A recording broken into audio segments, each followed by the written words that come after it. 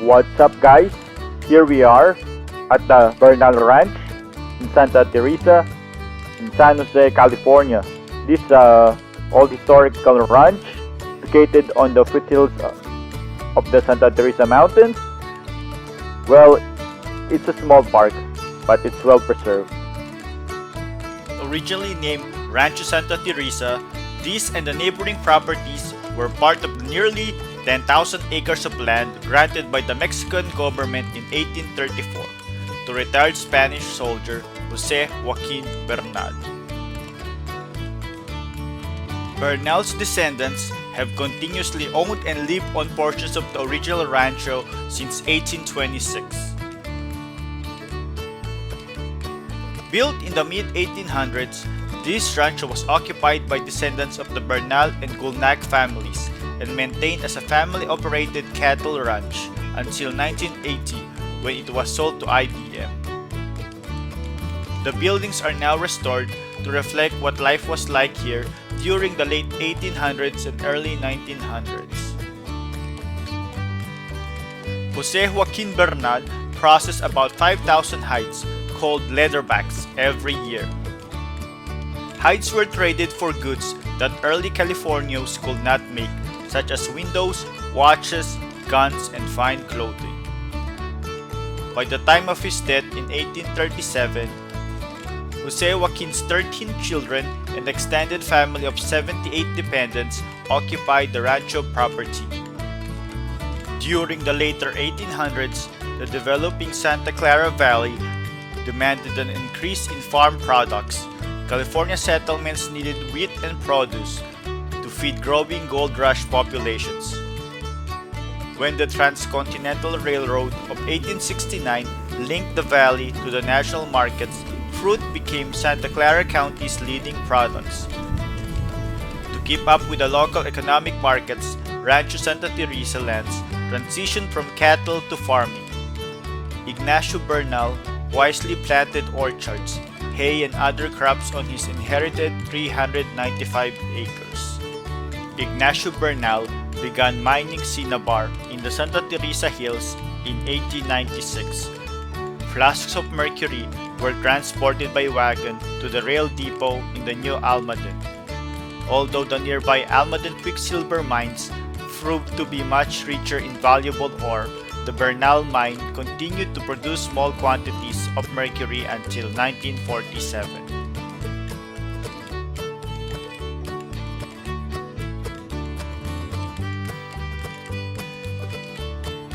The Santa Teresa Springs.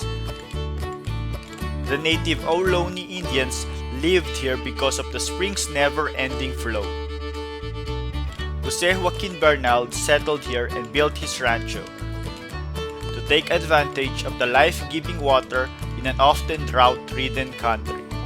For the following 150 years, Jose Joaquin's descendants continually occupied the land adjacent to the Santa Teresa Springs, drawing on its endless supply of fresh water to provide for herds of cattle, hayfields, vineyards, orchards, and family needs.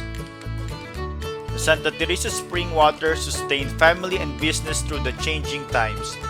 During the rancho period, Bernal Hacienda adobe buildings were supplied with spring water using the tile-lined water ditch system. Ignacio Bernal later created a 35,000-gallon reservoir to store water for the family's farming and orchard operations.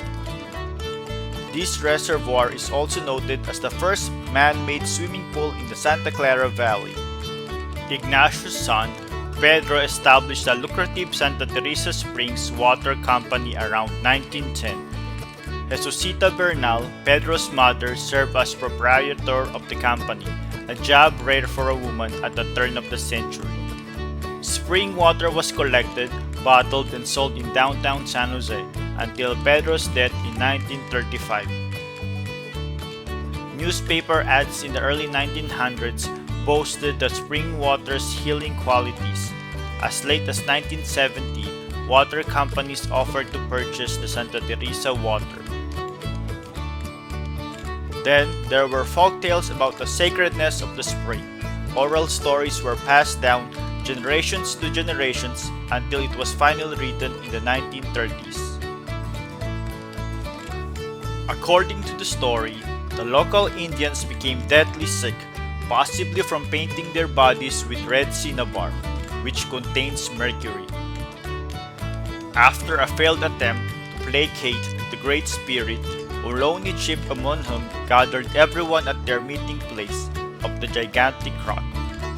Munhum shot an arrow with a feather tied to it into the sky, requesting for help. A woman in flowing black robe appeared and touched the rock with a silver cross. Water gushed from the rock, and the woman motioned the Indians to drink and bathe in the stream. The sick were cured. It is said that when Jose Joaquin Bernal heard this story, he believed the vision to be that of Santa Teresa, a healing saint of the Spanish, and thus chose her name as the title of his rancho. The spring became a sacred place where Mass was held every October 15, the feast of Santa Teresa. In 1925, Father Serafina and Riccardi of the Holy Family Church came to the rancho and presented Doña Jesusita Bernal with a medallion blessed by the Pope and a statue of Santa Teresa brought from Rome. In 1928, to honor his deceased mother, Pedro Bernal built a shrine next to the spring and placed the medallion and statue inside. The Bernal-Gulnac-Joice Ranch House. Built around 1860, this ranch house served as the home to the descendants of the Bernal family for 120 years. Rufina Bernal, the granddaughter of the founder Jose Joaquin Bernal, married Carlos Gulnac and raised their family here. Their daughter Susan married Patrick F. Joyce in 1894. And the Joyce continued to operate their family cattle business at this ranch until 1980. The ranch house was originally built with 4 rooms and no electricity or indoor plumbing. The house was added to and remodeled many times to accommodate growing families and advances in technology. By 1950, it was 3 times its original size and supplied with power and water. Today, you see the ranch house as it looked like in the early 1900s. Today, the ranch is part of the county park with interpretive panels highlighting the Bernal family's history and lifestyle as well as their evolving businesses, mirroring the Santa Clara Valley's own expansion and changing economic base. The Bernal-Gulnac-Joice Ranch is open daily from 8 a.m. to sunset. The ranch house and barn exhibits are open to the public during the weekends.